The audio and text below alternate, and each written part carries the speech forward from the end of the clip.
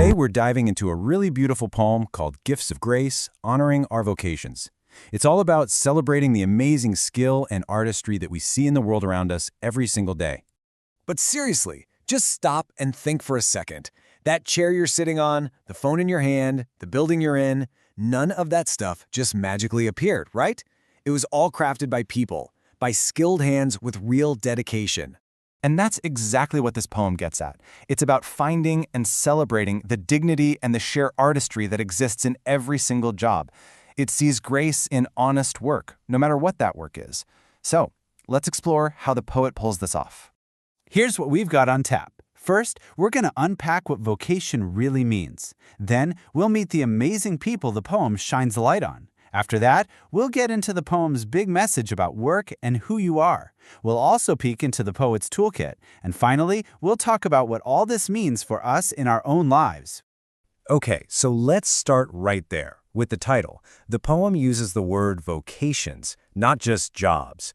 So what's the difference? And, why does that little word matter so much? Well, a vocation, it's so much more than a paycheck. Think of it as a special calling. It's about having a real sense of purpose, a ton of dedication, and of course, a high level of skill. It's the kind of work that someone feels they were truly meant to do. All right, now it's time to meet the people who really bring this idea of a calling to life. The poet introduces us to this whole cast of characters whose work is basically the backbone of society. First up, we meet the boatmen. You can almost feel the salty air here, can't you? Their connection to the sea, the rhythm of their work, it's all so vivid. And listen to how the poet describes them. They're not just working, they're sailing and singing. This isn't a chore for them. It's got life, it's got music, it's got community. They don't just come back with fish, they come back with tales of life at sea. So, from the wide open sea, we head into the heart of the home, the kitchen. And here, the poem celebrates the cook, another artisan who turns everyday ingredients into something special. I just love this line, delicious singing. How cruel is that? It's such an interesting way to put it. It suggests that the cook's work isn't just a bunch of noise. It's about the joy and the care they're pouring into it, making the whole process sound as good as the food tastes.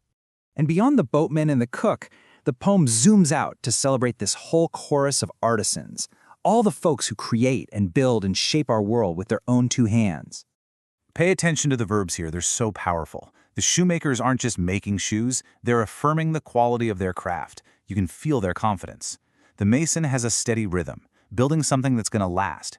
Each one is celebrating what belongs to them, which is just a beautiful way of saying they take massive pride in their unique skills.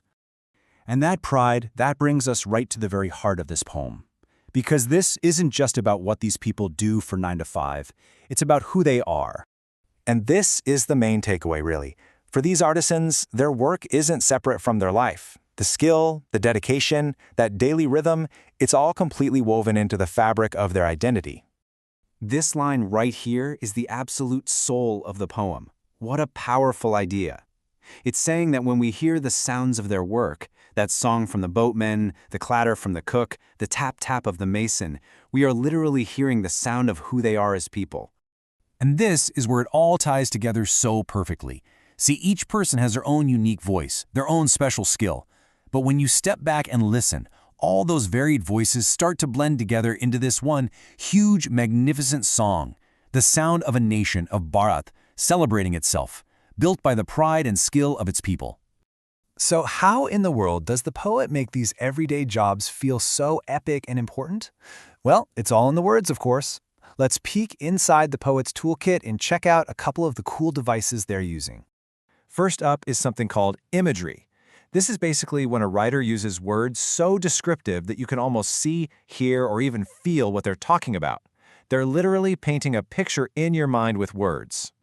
And this poem is just soaked in imagery. You can almost see the boatmen pulling in their nets, right? You can totally hear the cook's delicious singing or the quiet, focused humming of the electrician.